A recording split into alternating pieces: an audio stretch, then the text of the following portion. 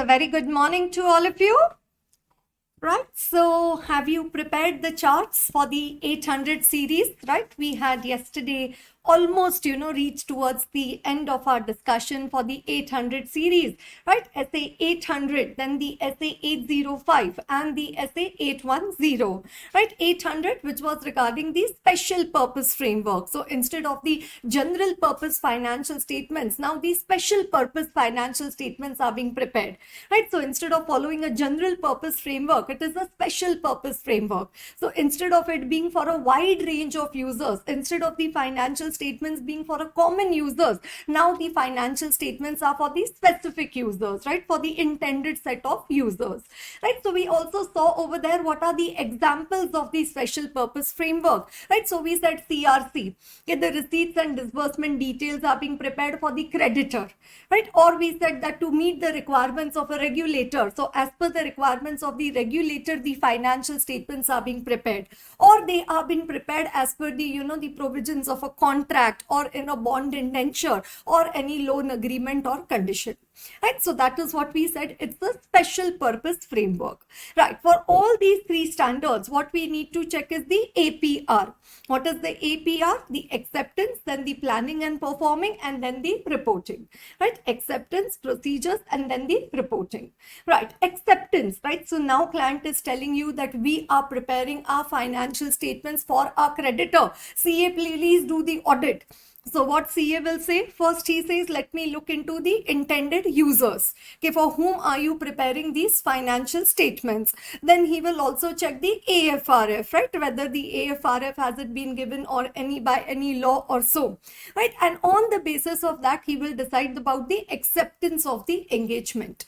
Okay, what is the purpose? What are the intended users? How they decided that in their case, this would be the framework which is to be used for the preparation of the financial statements, right? Then after the CA has accepted the engagement, then after that, now he needs to plan and perform, right? So in planning and performing, what does it say? This is also SA, that means it is an auditing standard only. So again, in this case, does the auditor has to comply with the ethical requirements including independence? Yes. Does he need to comply with all SAs which are relevant to the audit? Yes, right? What does it say? Comply with all SAs unless that SA is not relevant or the requirement is conditional and the condition does not exist. And then what does it say? If you're departing from a requirement of any SA, then what are the alternative audit procedures that you are performing? Then it says whenever you're doing this audit as per the special purpose framework, in that case also you need to determine the materiality in accordance with SA 320, right? You need to determine the audit materiality as per SA 320. Then sometimes maybe the provisions of the contract, right? The provisions of the contract or so, they would have given a different threshold limit. Okay, below these the misstatements identified would not be corrected. So you will consider the threshold, that is the amount which has been given in the provisions of the contract, but that does not relieve you from determining the materiality as per SA 320. You consider the threshold also and you also determine the materiality as per the 320. Okay, then generally TCWG, they have the oversight responsibility for the preparation of financial statements. Like financial statements are prepared by the management, but TCWG has the oversight responsibility. This oversight responsibility may not be there in case of the special purpose financial statements. And ultimately, auditor, when you want to form an opinion, you need to form your opinion in accordance with SA 700, right? What did we say? That special purpose framework could be a compliance framework or it could be a fair presentation framework. If it is a compliance framework, right, then auditor, for forming an opinion, you need to check for the 6 points. And if it is a fair presentation framework, then for forming an opinion, auditor, you need to check for 6 plus 2 points. And then you need to give your report. In the report, what does it say? That CA, now you have to specifically mention the purpose and the intended users. Okay, why these special purpose financial statements are being prepared and for whom are they being prepared? Either you write this in your audit report or you make a reference to the note where management has written this in the financial statements. and the special purpose financial statement. So purpose intended users, or you give a reference to the note. Second, if the management had a choice of the AFRF, like they had options of which AFRF could be used, then it says the explanation regarding how they choose the particular AFRF, right? The acceptable AFRF in their case. Right, then these financial statements are being prepared for a particular purpose, for a particular set of users. So you say they may not be suitable for another purpose, right? They may not be suitable for the another purpose. Okay, and then what do we say? The restriction, right? The limitation on the restriction, distribution or use of the report. So all this comes under the emphasis of matter paragraph. Right, so that was our discussion on essay 800. Special considerations, audits of financial statements prepared in accordance with, yes, prepared in accordance with special purpose frameworks. Okay, right. Yes, has anybody prepared a chart? I'm waiting to see any image being uploaded in the chat box. Yes, have you prepared any chart? And yes, all of you have prepared. Oh my God. Yes, anybody? Right, did you, yes, prepare any chart for the 800 series, right? Essay 800, 805 and the 810, right? Or at least when I was teaching in the class, that time you would have prepared some notes. So maybe you can send me an image of that notes, at least something that I come to know. Okay, you are, documenting whatever you are studying. You are following essay 230 audit documentation. It's not only a class which you need to listen, but it's a class along with listening where you have to do the writing during the class or post the class.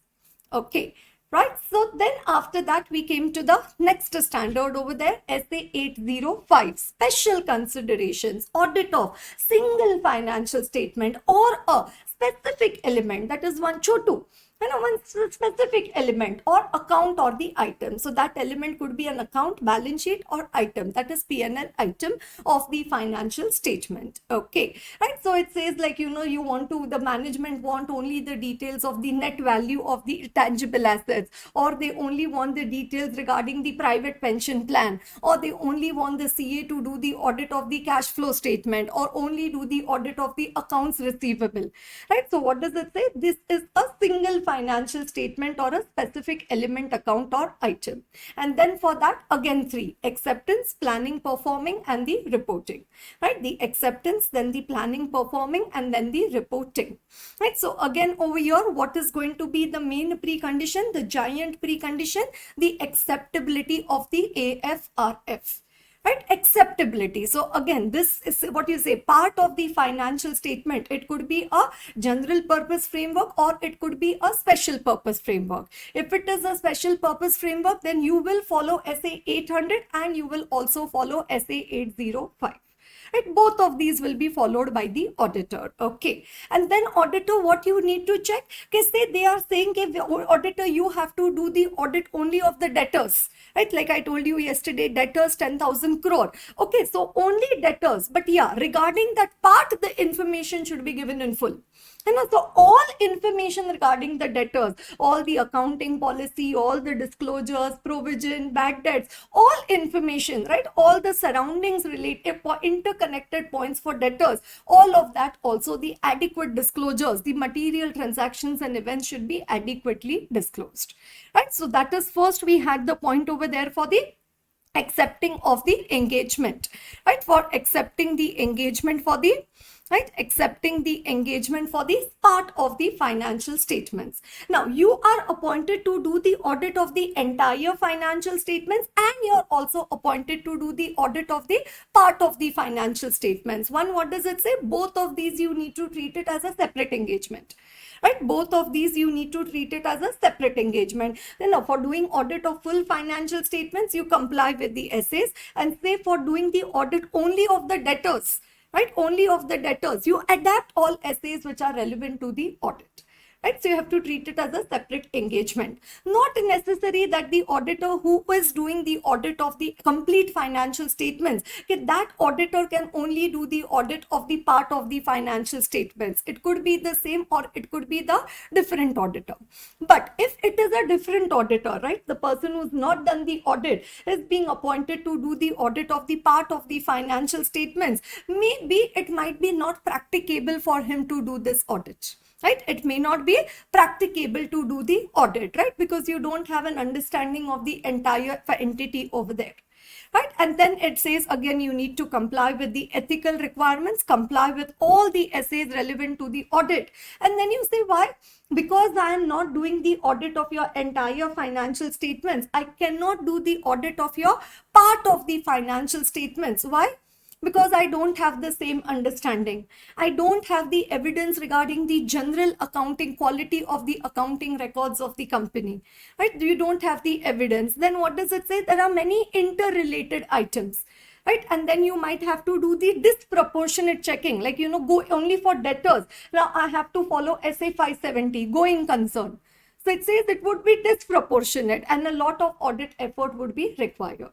And whenever you're doing an audit of the part, what does it say? All the interrelated items are also required to be audited, right? So that is when we are talking about the, right, the planning is the acceptance of the engagement. Okay, right. Then after that, you have the considerations while planning and performing. So here, what does it say? Adapt all essays which are relevant to the audit, right? So here it doesn't say comply with all essays because you're doing an audit of a part, right? So what does it say? You adapt all essays which are relevant to the audit. And then regarding that part, you obtain the sufficient appropriate audit evidence. And then you would also be required to check the interrelated items. And say for the overall financial statements, you would have set a particular level of materiality, but now while doing the audit of the part, you may set a lower level of the materiality, right? So point number 1 in planning and performing, adapt all essays. Point number 2, obtain the sufficient appropriate audit evidence. Point number 3, you may also have to do the audit of the interrelated items to achieve the objective of the audit. And point number 4, you might determine a lower amount of materiality than the materiality for the audit of the complete financial statements. Right. And then finally, we come to the forming of the opinion, right? So now auditor, if it is a compliance framework, then prepared, and fair presentation framework, then true and fair view. And then we studied the thumb rule, and then we studied the exceptions to the thumb rule. Right? What did we say? Okay, if the auditor's report on the audited financial statements is modified, and if the auditor's report on the audited financial statements, complete financial statements, is modified, or there is an emphasis of matter, or there is an other matter, what does it say? Now, when you're issuing an audit report on the part of the financial statements as deemed appropriate, you may carry forward that modification, emphasis, or the other matter. If it is not appropriate, it's not related, like say the modification and complete is for the inventory, and here you're doing the audit of the debtors, so you don't need to carry it forward over here. It says then at least you put it in the other matter paragraph because it could be relevant to the user's understanding, right? So this is what we studied in the general, the thumb rule. And then we came to the exception.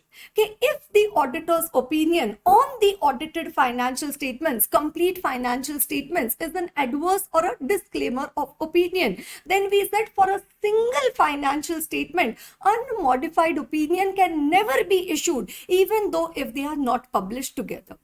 And okay, full financial statements, you're saying adverse or disclaimer. And now for a single financial statement, you're saying true and fair. It says you're contradicting your own adverse or disclaimer of opinion.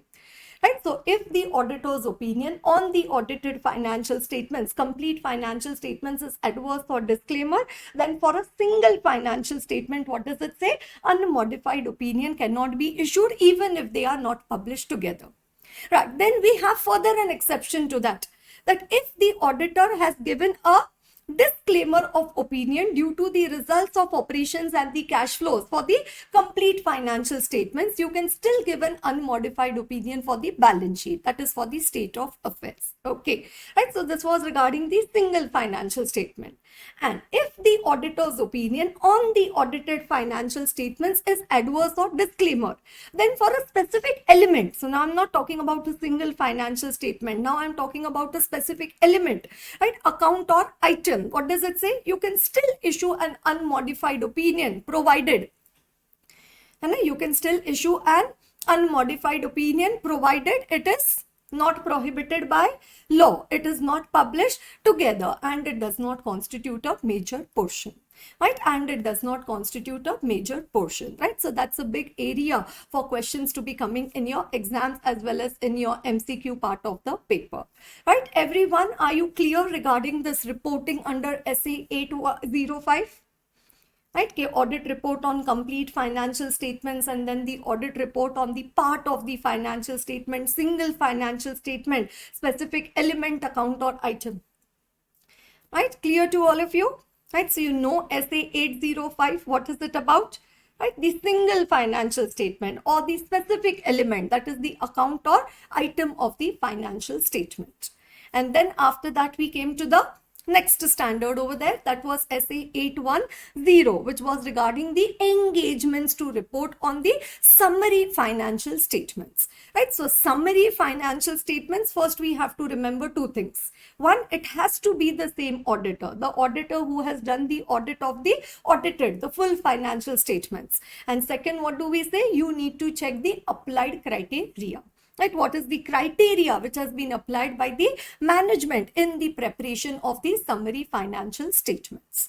Right? What is the criteria? So again, right? Then again we have the acceptance, the procedures and the reporting. Right? Acceptance over here, what you need to check? One, the acceptability of the applied criteria. Generally, our giant condition is what? The acceptability of the AFRF. Now here, what is our condition? The acceptability of the applied criteria, right? That is the criteria which is being applied by the management, right? So whether it is an established criteria, then it will be acceptable, but it is developed by the management, then you need to check whether it is acceptable to the auditor. Then once the applied criteria is acceptable to the auditor, now preparation of the summary financial statements in accordance with the applied criteria, whose responsibility? Management's responsibility. So management acknowledges and understands its responsibility for the preparation of the summary financial statements in accordance with the applied criteria. Also, management, you agree what? To make available the audited financial statements without undue difficulty, unless law regulation says that they need not be made available. Right? So what is management's responsibility? To prepare summary as per applied criteria. Then to make audited financial statements available without undue difficulty. Right? Then adequately disclose the summarized nature. Okay? These are summary financial statements. And also the expected form and content of the report. Right? So those were the considerations while accepting the engagement. Right, for summary financial statements. Basically 3 points: acceptability of the applied criteria, then management's responsibility, and the expected form and content of the report. Right, then after that we came to the nature of the procedures. Okay, now what has been given to you is the summary, and on this summary, if it's a compliance framework, we will express an opinion saying consistent, and if it is a fair presentation framework, we will express an opinion saying fair summary. Okay, so now in order to express this opinion, what you need to do? Right, we studied 7 points over there, 1 to 7. Point number 1, whether the summary financial statements adequately disclose their summarized nature. Okay, the summarized balance sheet, summarized statement of P&L. Point number 2, whether the summary financial statements adequately disclose the applied criteria. Right, so whether all the applied criteria has been given. Then point number 3, whether the summary financial statements have been prepared in accordance with the applied criteria. Right, so whatever is the criteria, whether accordingly the summary financial statements have been prepared.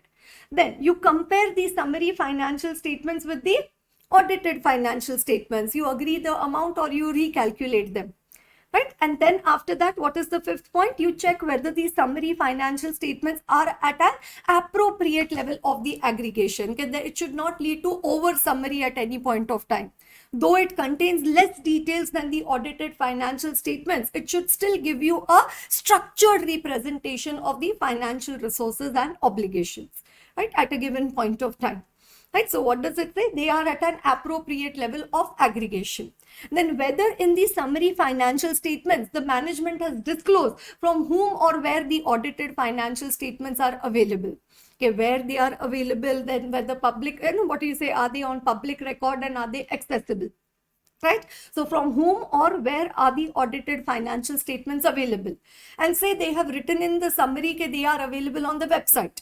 So now point number 7, you actually go on the website and check whether the audited financial statements are available over there.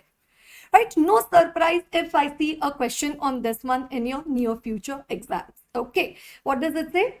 Adequately disclose their summarized nature, adequately disclose the applied criteria, then prepared in accordance with the applied criteria, then compare the summary with the audited financial statements, check whether they are at an appropriate level of aggregation, then check whether they have given from whom in the summary, where, from whom or where the audited financial statements are available, and are they really available where they are said to be made available.